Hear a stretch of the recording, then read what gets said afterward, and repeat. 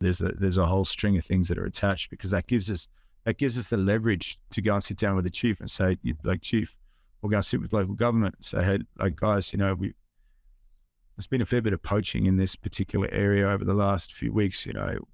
We need you guys through the traditional systems to go and sort this out. Otherwise, we're going to be like come in and make the arrests. I don't want to spend the rest of my life like arresting people and putting them in jail. Like like the judicial system here in Zimbabwe in particular, we can arrest someone on a Monday with ivory, and by Wednesday they've started a 9-year sentence. It's automatic. It's a 9-year sentence. Wow. Yeah, and they enforce it. Hey, yeah, and in the last 4 years, I think we've made nearly 1,200 arrests for nearly 800 prosecutions, at a conviction rate of around, I think, 83 or 84%. So there's a lot of people, and that has broken down a lot of syndicates, broken down a lot of poaching that was taking place. It's caused us to be able to measure almost 400% increase in wildlife populations, but it also disrupts communities. When men are going to prison. And I don't want to, it's such a complex thing from a moral and a personal standpoint. But at the same time, look at where we are at this point in history. We have to draw a line in the sand and say, all right, if we don't hold on to what we have left, then there's going to be nothing left. And that's the hard part of the job that we do, is that moral dilemma at the end of the day. And so all it does is it motivates us more to keep evolving our program and keep building out the social aspect of what we do. Do you think there's any way to attack the problem from upstream as well and figure out a way to reduce or destroy demand, either for ivory or the rhino horn? Yeah. So look, there's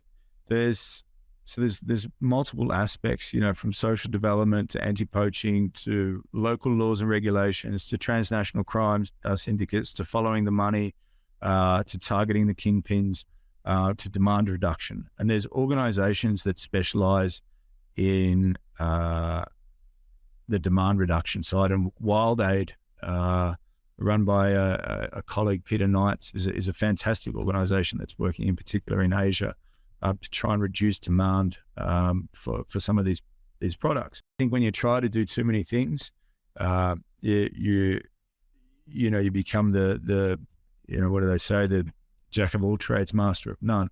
Yep. I know my former commanding officer, when I started out and we're trying to do all these different things, he said, Damien, just fucking pick 2 things really good at them. And of course, I kept trying to do everything. What sort of legacy are we going to leave as a generation?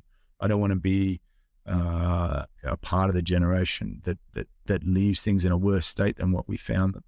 I'd say, I love a fucking good scrap, and we have the scrap of all history on our hands at the moment. And it's actually, I'm optimistic. I'm happy to be right in the middle of it. And then our other program, as I said, grown to almost 600 staff, building out the programs to protect 9.1 million acres. If all I did for the rest of my life was grow those programs, I couldn't think of a better way to spend my time. Which is, I don't have a judgment of that. How do we get those people to care? So, I can throw some numbers at you, just to show you that what we're doing at a local level, and in Africa is having global impact. Our goal to have 30 million acres under contract by 2030, 30 million acres is equivalent to the amount of natural forest that's lost across the world each year. So you're talking about a significant amount of trees that are being protected. Those trees serve a global ecosystem service in regards to mitigating climate change and giving us the air that we breathe. In terms of carbon that's stored in the existing portfolio that we had, we crunched the numbers and did like a ballpark. The carbon that's sequestered, it's the same as if I was to switch off all of Manhattan for 191 days a year. Okay, it's the same as 258,000 flights on a 747, fully laden with 524 people from Los Angeles to New York. That's the amount of carbon that would be released if all the trees and vegetation and soil would be ruined in the areas that we're currently protecting. So, these are these are, and it's not just about what we're doing. We've formed something called the Conservation Landscape Alliance. We're working with other partners to help them build out landscape scale solutions. So the largest possible conservation projects and corridors of biodiversity that we can have within a single political boundary.